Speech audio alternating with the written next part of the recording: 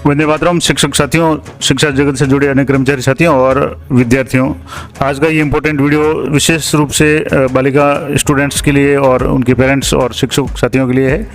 बालिका शिक्षा फाउंडेशन की तरफ से जयपुर की तरफ से 10/11/2023 यानी आज एक महत्वपूर्ण अपडेट जारी हुआ है और विशेषकर ऐसी बालिकाएं जो 10वीं या 12वीं बोर्ड कक्षाओं में 75% या उससे अधिक अंक प्राप्त करके अभी वर्तमान में या तो 11वीं में अध्ययनरत है या 12वीं में अध्ययनरत है या गत साल 2023 में 12वीं कर चुकी हैं, उनके लिए गार्गी पुरस्कार की प्रथम किस्त और अन्य जो दूसरी किस्त वगैरह है उसके फॉर्म है वो शुरू हो गए हैं।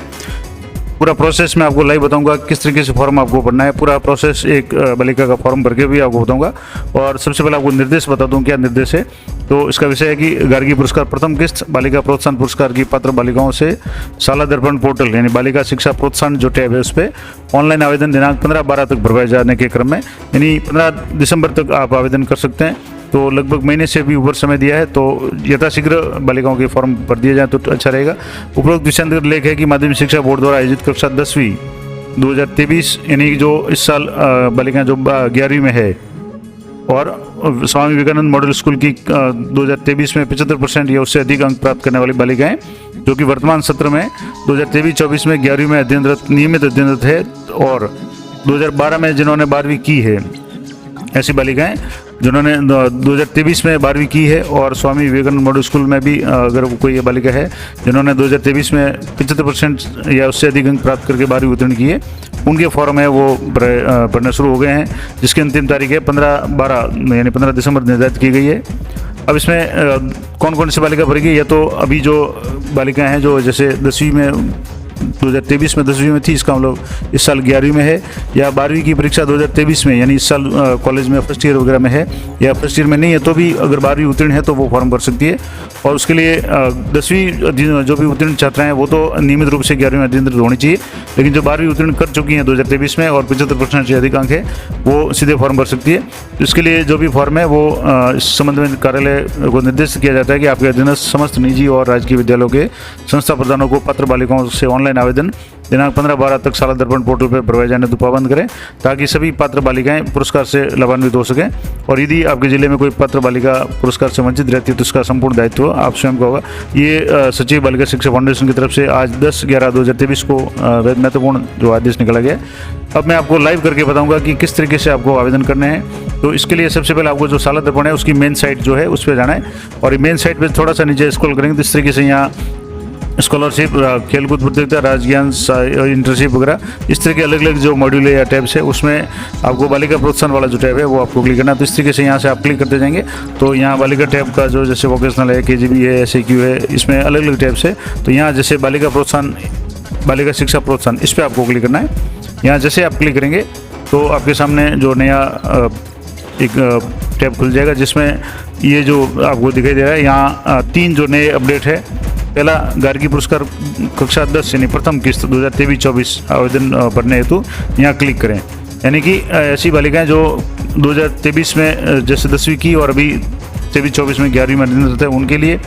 दूसरा है गार्गी पुरस्कार कक्षा 10 द्वितीय किस्त 2023-24 आवेदन करने के लिए, यानी जो बालिकाएं 10वीं में 75% से अधिक अंक प्राप्त किया था और अभी 12वीं में उत्तीर्ण है उनकी द्वितीय किस्त यानी कि 12वीं में उत्तीर्ण होती है तो पहली किस्त 11वीं में मिलेगी, दूसरी किस्त है वो 12वीं में मिलेगी, वो भी आवेदन कर सकती है। और तीसरा है बालिका प्रोत्साहन कक्षा 12 2023-24 आवेदन भरने के लिए यहाँ क्लिक करें, यानी ऐसी बालिकाएं जो 12वीं में 75% से अधिक अंक प्राप्त कर चुकी और गत साल यानी 2023 बोर्ड में उन्होंने 75% से अधिक अंक प्राप्त किए थे तो उनके लिए आपको यहाँ क्लिक करना है। तो अब मैं एक जैसे बालिका है जिसने 12वीं गत साल उत्तीर्ण कर ली थी यानी 2023 में 12वीं उत्तीर्ण की थी, उसका फॉर्म यहाँ भरना मैं आपको भर के लाइव करके बताता हूँ। इसी तरह के अन्य कक्षाओं के भी आप इस तरीके से फॉर्म भर सकते हो। तो यहाँ से जैसे अभी 12वीं उत्तीर्ण जो बालिका है अभी कॉलेज में अध्ययनरत है उसके फॉर्म भरना है तो यहाँ आपको क्लिक करना पड़ेगा। तो आप जो भी टैब है उसको आप सिलेक्ट करें।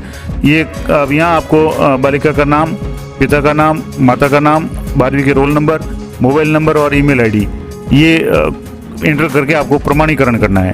प्रमाणीकरण के बाद में आपको आगे की जो डिटेल्स है वो भरनी पड़ेगी, जिसमें बोर्ड के रोल नंबर है, बोर्ड के रोल नंबर से आगे, लेकिन इसके अलावा जन आधार नंबर है, अकाउंट नंबर वगैरह ये सारी डिटेल्स भरनी पड़ेगी।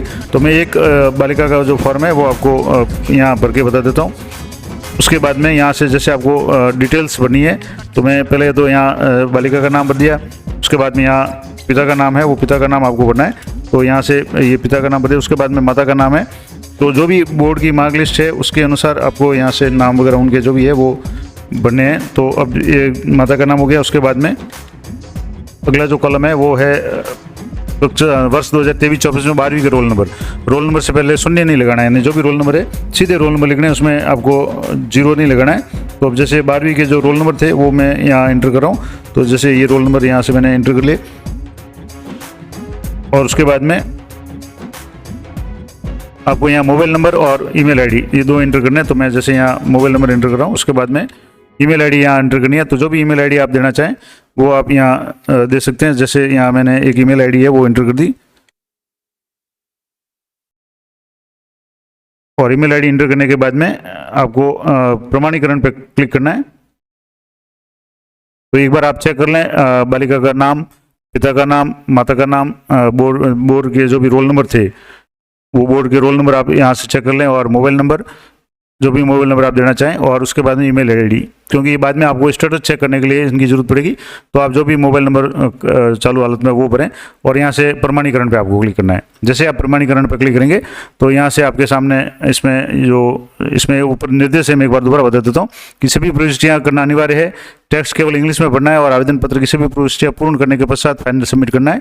और फाइनल सबमिट से पूर्व आप एक बार पुनः चेक कर लें, क्योंकि आवेदन प्रपत्र सबमिट के पश्चात उसमें कोई भी बदलाव नहीं हो पाएगा। और फाइनल सबमिट बटन क्लिक करने के पश्चात ही आवेदन प्रपत्र सेव होगा और एप्लीकेशन नंबर आपके मोबाइल नंबर और या ईमेल पे आ जाएंगे। तो उस एप्लीकेशन नंबर को आप सुरक्षित रखें।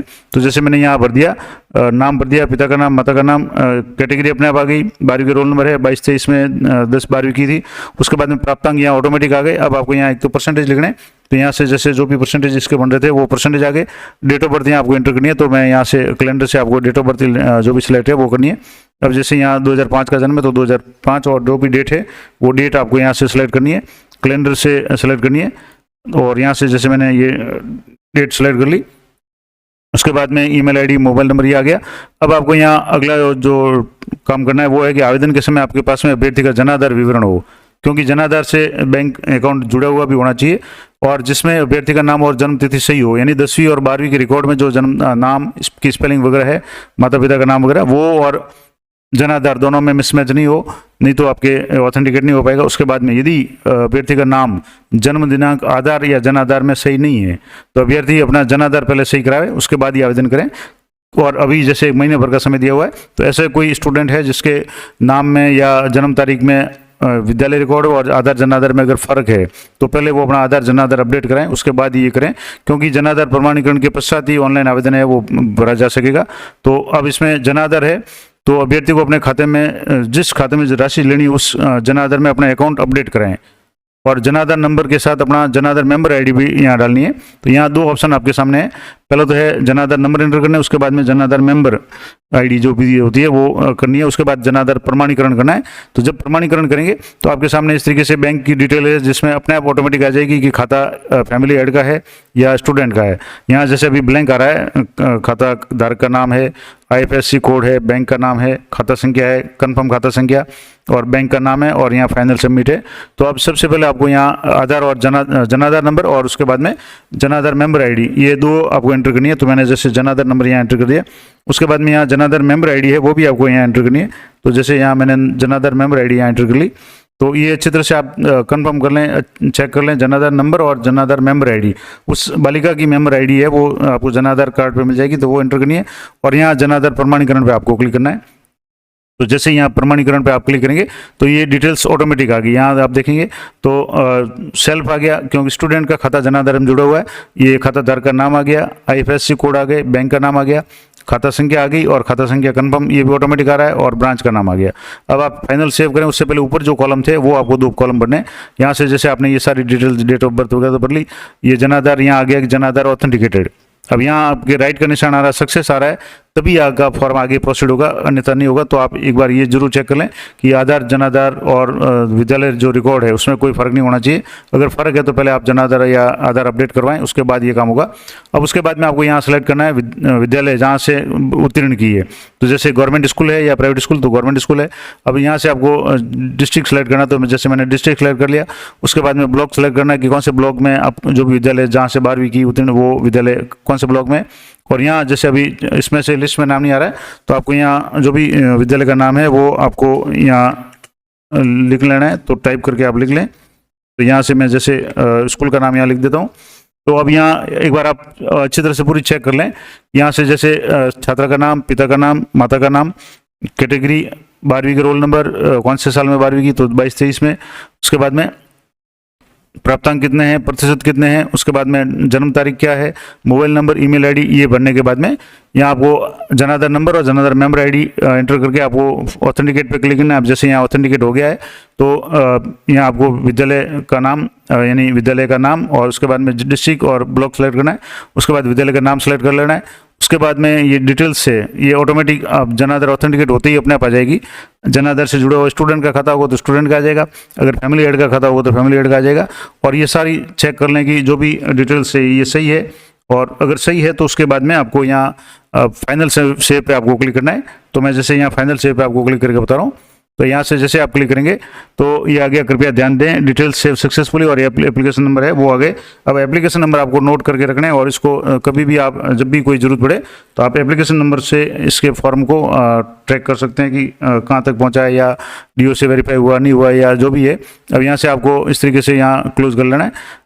तो और ये अब नीचे ऑप्शन आएगा प्रिंट एप्लीकेशन फॉर्म। तो प्रिंट एप्लीकेशन फॉर्म में जाएंगे तो यहाँ आपके सामने ये जो बालिका का जो फॉर्म है ये प्रिंट में आपके आ जाएगा।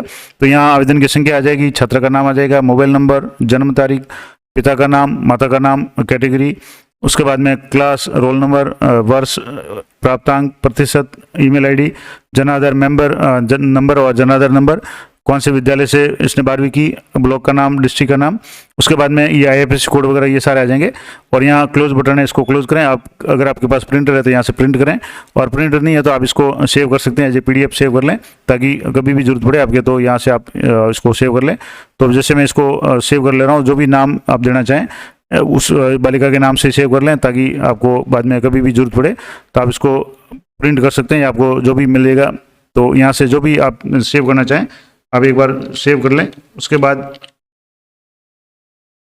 मैं आगे का प्रोसेस बता दूं। अब जैसे ये फॉर्म है वो सबमिट हो गया, अब सेव पे क्लिक कर दिया तो ये अब जैसे ये फॉर्म प्रिंट हो गया। अब इसके बाद में आप दोबारा इसको अगर चेक करना चाहें तो जो भी नंबर थे वो मैंने कहा था कि आप नंबर नोट कर लें। अब जैसे दोबारा मैं अगर यहाँ नंबर नोट कर लिया मैंने, तो जैसे यहाँ आप इस पर जाएंगे। अब मान लो इसको चेक करना चाहें आप कि फॉर्म भरा या नहीं भरा, तो यहाँ से आप वापस इस साइट पर जाना है, और जैसे यहाँ स्क्रॉल करेंगे तो इस तरीके से आपके यहाँ जो बालिका प्रोत्साहन वाला है वो टैब आना चाहिए। अब जैसे इसको बार बार यहाँ से क्लिक करते रहें, क्योंकि काफ़ी मॉड्यूल इसमें है तो वो यहाँ से काफ़ी बार क्लिक करेंगे जब ये इस तरीके से यहाँ आ जाएगा। जैसे वोकेशनल आ गया, अब यहाँ बालिका प्रोत्साहन शिक्षा, इस पर आपको क्लिक करना है। और यहाँ क्लिक करने के बाद में यहाँ से जैसे अभी फॉर्म आपने भरा था उसको चेक करना चाहें तो कैसे चेक करेंगे, तो वापस जैसे 12वीं का यहाँ फॉर्म था इस पर आपको क्लिक करना है।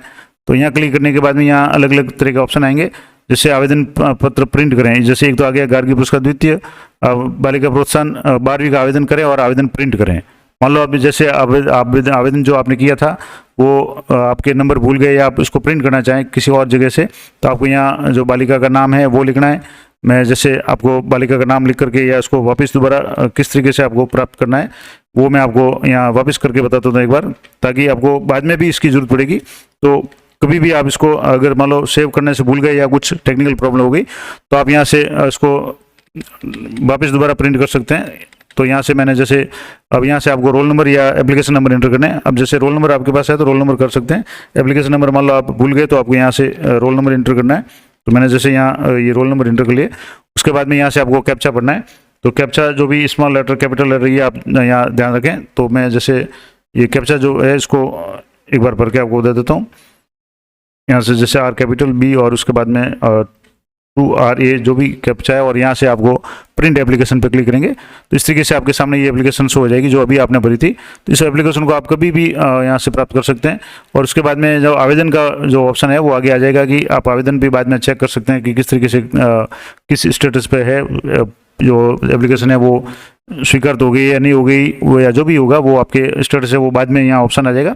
तो ये पूरी डिटेल मैंने आपको बता दी कि किस तरीके से आपको ये जो गार्गी पुरस्कार का जो फॉर्म है वो आपको भरना है। तो कक्षा 10वीं उत्तीर्ण की थी जिन्होंने 22-23 में, अभी जो 11वीं में अध्ययनरत है या 12वीं में अध्ययनरत है या 12वीं उत्तीर्ण करके कॉलेज में अध्ययनरत है, उन सभी बालिकाओं के फॉर्म हैं वो अब शुरू हो गए हैं। काफ़ी दिनों से कई जो बालिकाएं हैं उनका इंतजार था कि फॉर्म कब शुरू होंगे, और मेरे जो चैनल पे भी कई बार पिछले साल मैंने काफ़ी वीडियोस पे अपलोड किए थे, तो वहाँ भी कमेंट आ रहे हैं कि कब फॉर्म शुरू होंगे। तो फॉर्म आज से शुरू हो गए और मैंने आपको एक फॉर्म लाइव करके बता दिया किस तरीके से फॉर्म भरना है, क्या क्या डिटेल्स आपको चाहिएगी। और अगर किसी भी बालिका के जनाधार, आधार में और विद्यालय के रिकॉर्ड में अगर नाम में, डेट ऑफ बर्थ में अगर मिसमैच है तो सबसे पहले आपको उसको वहाँ अपडेट करवाना है। उसको कहना है कि वो ई मित्र पे जाकर के जनाधार या सेंटर पे जाकर के अपना जनाधार या आधार सेंटर पे जाकर के अपना आधार है वो अपडेट कराए, तभी ये आगे का प्रोसेस हो पाएगा। तो ये पूरी जानकारी थी, आशा करता हूँ आपके लिए उपयोगी रहेगी। इसी तरह की अपडेटेड जानकारी के लिए चैनल पर बने रहें और ये इस वीडियो को अधिक से अधिक शेयर करें ताकि सभी जो भी पात्र बालिकाएँ हैं उनको इसका फ़ायदा मिल सके। और ये काम आप अपने विद्यालय से जाकर भी करवा सकती हैं। अगर जो रेगुलर स्टूडेंट है, अगर आप विद्यालय छोड़कर कॉलेज में है तो आप किसी भी ई मित्र के माध्यम से या व्यक्तिगत रूप से भी अगर आपके पास में ये सारी जानकारी है तो आप घर बैठे भी इस फॉर्म को भर सकते हैं। तो बहुत ही आसान तरीका है, आपके पास में जो भी बोर्ड्स की डिटेल वगैरह है सारी डिटेल से आपके पास होनी चाहिए और वेरीफाई होता हो जाएगा, और आपको जनाधार वगैरह ये विशेष ध्यान रखना है। तो मिलते हैं नेक्स्ट वीडियो में, तब तक जय हिंद, जय भारत।